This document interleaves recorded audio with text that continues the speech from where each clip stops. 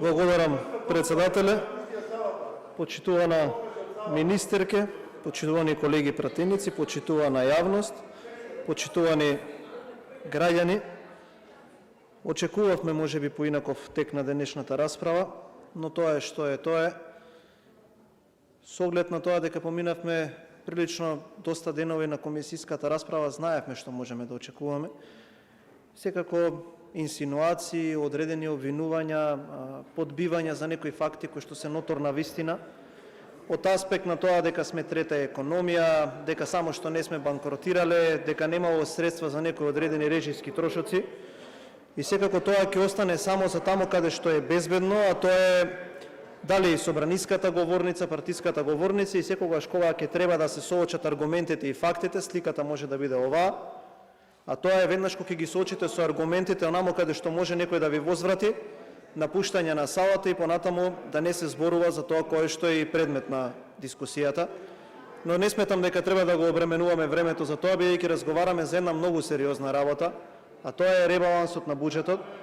И секако е многу важно што тоа ќе им донесе на граѓаните. Размислувајќи кои бројки да ги кажам денеска, затоа што сепак се работи за бројки, одлучив да се потпрам само на оние кои што се најјасно видливи и на крајот кои што треба да го дадат одговорот на прашањето за секој еден граѓанин или за дел од стопанството, што тие ќе добијат од овој ребаланс на буџет. Па така, ако го видиме, со предложениот ребаланс вкупните приходи се зголемуваат од 374,9 милијарди денари на 379,5 милијарди денари. Тоа е зголемување за 4,5 милијарди денари, односно 1,2%. И зошто е тоа важно? Бидејќи сакам да го потврдам уште еднаш јасниот став, ова е ребаланс на буџетот. Значи, помеѓу тоа кое што сме го испланирале на почетокот на годината и тоа кое што го планираме сега на средина на годината. Вкупните расходи се зголемуваат од 414 милијарди и 174 милиони денари на 425 милијарди. Тоа е зголемување за 11,6 милијарди, односно 2,8%. Сосема е јасно дека и дефицитот се зголемува за 7,2 милијарди денари и изнесува 4,1% од бруто домашниот производ. Сега, нормално се постави тука прашањето, зошто се зголемува дефицитот и што со тоа ќе се финансира. Јас сакам да кажам само две работи кои што се особено важни. Капиталните инвестиции се зголемуваат од 40,1 милијарди денари на 45,9 милијарди денари, односно 5,8 милијарди денари повеќе, односно 14,5%. Односно, да бидам вака подиректен, 14,5% се зголемува ставката која што треба да генерира дополнително финансирање на изградба на проекти во нашата држава. Развојните подпрограми, оние кои што се директно одговорни за тоа што ќе се направи во државата, достигнуваат 41 милијарда и 58 милиони денари, што значи зголемување од 4,2 милијарди денари, односно 11,4%. Затоа кога зборуваме за дефицитот, треба да зборуваме и за неговата суштина, односно што се финансира со зголемениот дефицит. Што е оно кое што исто така многу важно? Јас нема да се споредувам со СДСМ, бидејќи видовме дека бараат процедурални, не зборувајте за оној не е во салата, не се споредувајте со нас и во ред. Ете, нема да се споредуваме со СДСМ, тоа го почитував како став во целата комисиска расправа, ќе се споредувам само ВМРО со ВМРО. Ете, сите бројки кои што ќе ги кажам, нема да ги споредувам со тие на СДСМ, ете, немојте со нас, не е Венко во салата и тоа е во ред, ќе се споредуваме ВМРО ДПМН со ВМРО ДПМН, односно, што е во овој момент актуелно како бројка и што било пред 12 месеци, или како што би рекол тој кој што бара процедурално, еве да ја споредиме Гордана со Гордана. Мислам дека е коректно. Министерке, нели е така? Ете, вас ќе ве земам за пример. Во првите 5 месеци од 2026 година вкупните приходи изнесуваат 140 милијарди и 162 милиони денари, што е за 5,7% повеќе кога ќе го споредите со истиот период лани. Ајде да идеме по бројки. Даночни приходи се повисоки за 4,6 милијарди денари, односно за 6,3%. ВМРО со ВМРО, Гордана со Гордана. Ајде идеме понатака. Приходите од ДДВ растат за 16,4%. Приходите од данокот на личен доход растат за 11,7%. Приходите од данокот за добивка растат за 14,9%. За 12 месеци. Не зборувам ова со време на СДСМ. Тоа не е ни споредливо. Тука бројката е над 20-30%. Значи ВМРО со ВМРО, Гордана со Гордана. Јуни 2026 година е рекорден месец за наплата на царинските давачки во Република Македонија. Во првите 6 месеци во оваа година, споредено со претходните, односно првите 6 месеци претходната година, имаме наплатено 50 милиони евра повеќе. Што значи тоа? Дека тие пари постоеле во системот, но некој не ги собирал. Па затоа сега нема нов Крмзов и нема некои такви кои што уживале во даночните раеви и во царинските раеви, сега тие пари завршуваат во буџетот на државата и тоа е нешто што е јасно видливо. Сега ќе зборувам за расходната страна. И зошто е многу важно да зборуваме за расходната страна? Во првите 5 месеци се реализирани 168 милиарди и 614 милиони денари. Тоа се за 13,2 милиарди денари повеќе отколку истиот период претходната година. ВМРО со ВМРО.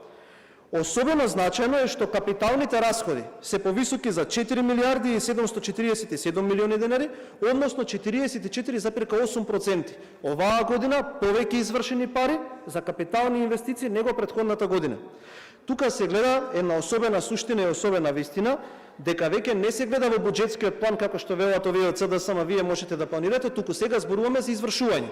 Пари што се платени, значи и тука имаме над 10, 15, 20% разлика од претходната година. ВМРО со ВМРО, не СДСМ со ВМРО. Сега, секој денар мора навремено да се претвори во конкретен проект, објект или услуга за граѓаните. И ако видиме преходната страна, важно е да се нагласи дека ребалансот не се заснува врз нереално напумпани даночни приходи.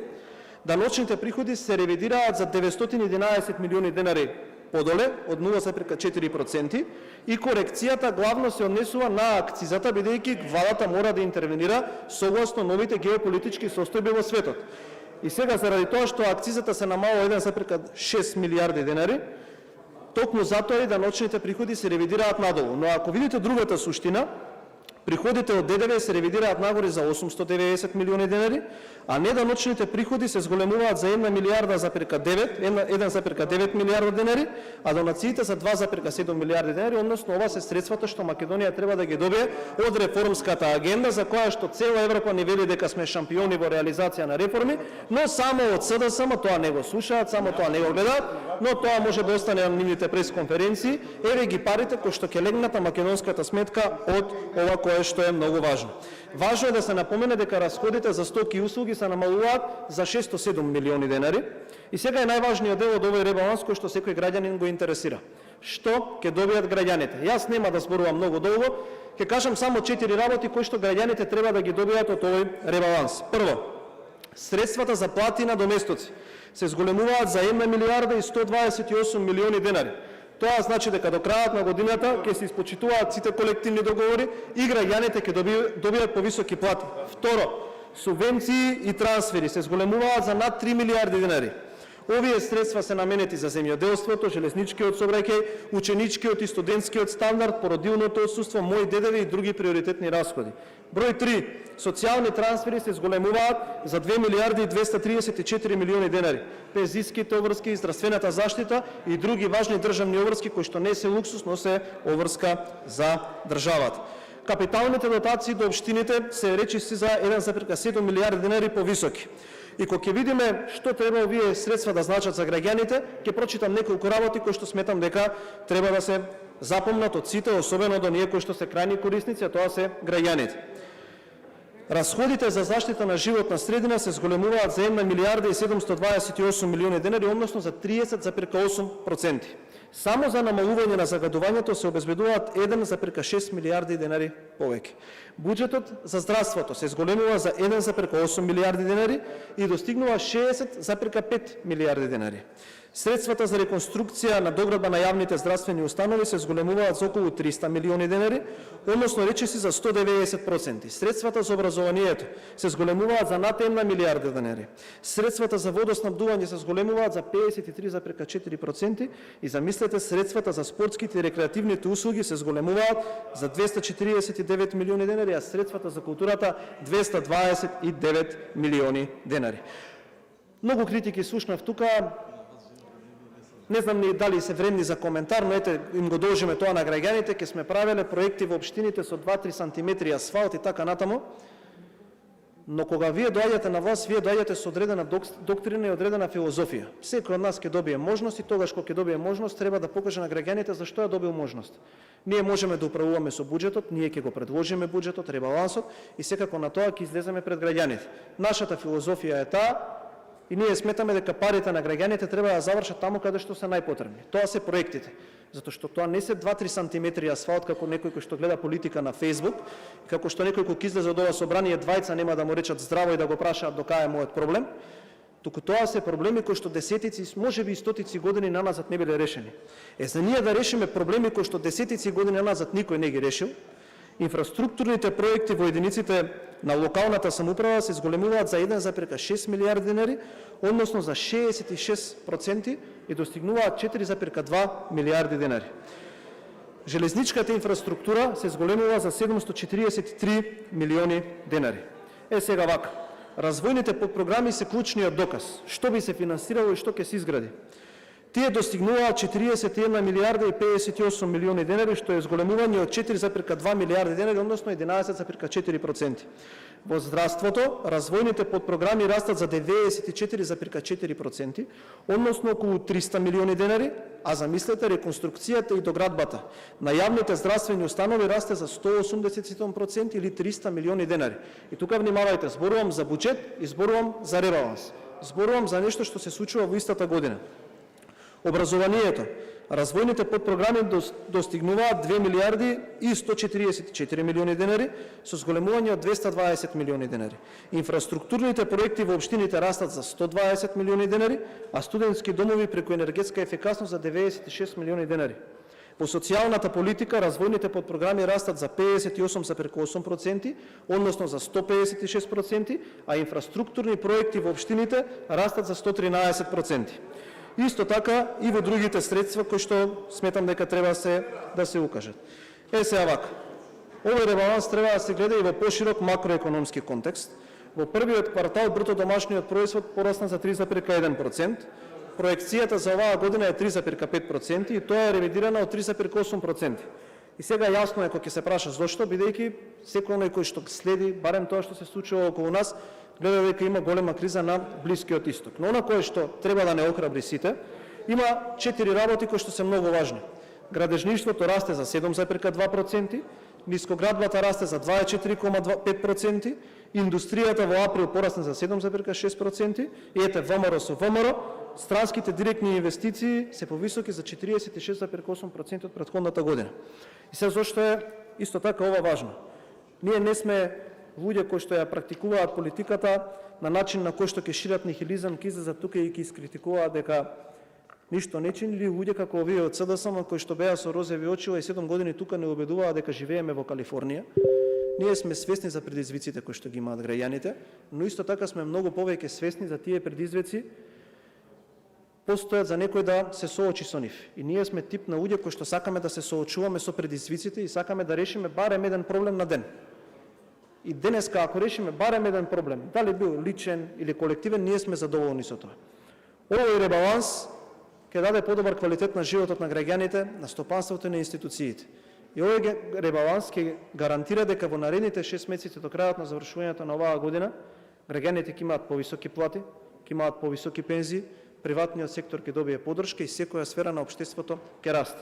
Секако тука ќе бидеме отворени за критики и секако дека ќе има критики, но на крајот од денот, сепак ребалансот има една различна нишка, што е различна од сите други акти кои што ги носиме во собранието. Има конкретна опиплива моќ, каде што граѓаните ќе треба да видат дали тоа што ние го зборуваме е така, или дали тие кои што ќе ги снимаат триловите, или дали овие кои што сега не се тука присутни, ќе успеат да ја наметнат перцепцијата која што ја создаваат во јавноста, тоа е една негативна перцепција на нихилизам, дека се што ќе се допре во оваа држава е негативно и нечини. Ќе продолжите да гледате автопати, ќе продолжите да гледате експресни патишта, магистрални, локални патишта, ќе продолжите да гледате нови градинки, нови училишта, нови болници на секој крај од Република Македонија. Затоа што тоа е нешто за кое што ние сме се обврзале, а овој ребаланс го гарантира тоа и гарантира дека граѓаните во оваа држава ќе живеат барем малку полесно тоа што живеат во претходниот период. Ви благодарам.